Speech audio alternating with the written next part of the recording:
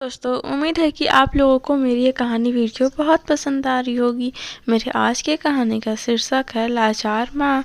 तो चलिए शुरू करते हैं। एक समय की बात है, प्रीतमपुरा नामक गांव में एक आज़ादी नाम की लड़की रहा करती थी, जिसके जीवन में बिल्कुल भी आज़ादी नहीं थी। इसके माँ बाप जानते थे कि हमें इसका नाम क्या रखना है, क्योंकि उसके माँ बाप को पता था कि हमारी लड़की को कुछ लोग कैदी बना के ले जाएंगे और उसे वहाँ पे काम कराएंगे। इसीलिए वो चाहती थी कि वो उस लड़की का नाम, अपनी बेटी का नाम आज़ादी रखें, और उससे जब बड़ी हो जाए तो वो अपनी ज़िंदगी से आज़ाद होकर अच्छा जीवन व्यतीत करे। इसलिए चाहते थे कि अपनी बेटी का नाम आज़ादी रखेंगे तो उसे पल पल पता रहेगा कि उसे आज़ादी की लड़ाई लड़नी है।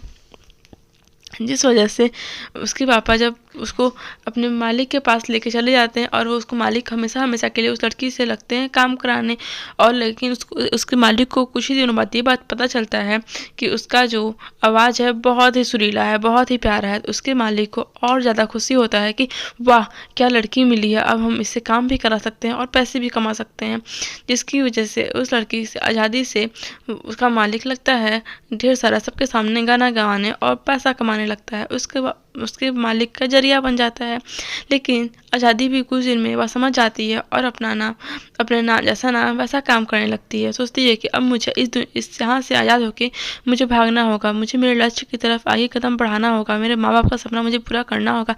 मुझे यहाँ भाग कर कहीं दूसरे देश या दूसरे शहर जाकर काम करना होगा और पैसे कमाने होंगे, जिससे मेरे माँ बाप की खुशी हो। और मुझे ये भी पता लगाना है कि मेरे माँ बाप कहाँ हैं और कौन है। जिससे वो लड़की के गले में एक लॉकेट रहता है जिसमें उसके माँ बाप का तस्वीर रहता है। वो देख के समझ जाती है कि उसके माँ बाप कौन है।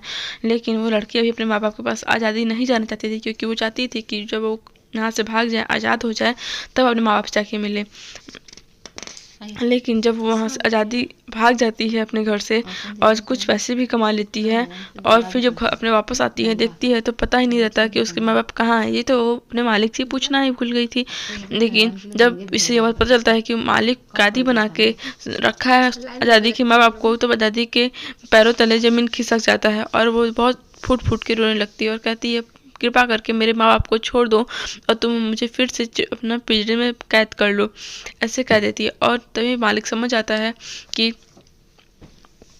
अब आज़ादी की राह पे चलने लगी है। इसके मुँह से वो पहली बार इतना आवाज़ निकलते सुना था उसका मालिक बहुत हैरान हो जाता है और उसके माँ बाप को उसके सामने लाके खड़ा कर देता है और कहता है कि ले जाओ अपनी बेटी को और जी लो अपनी आज़ादी की ज़िंदगी, क्योंकि तुम्हारी बेटी का ऐसा पहली बार ऐसा हुआ है कोई मेरे सामने इतना अपना आवाज़ खोला हो।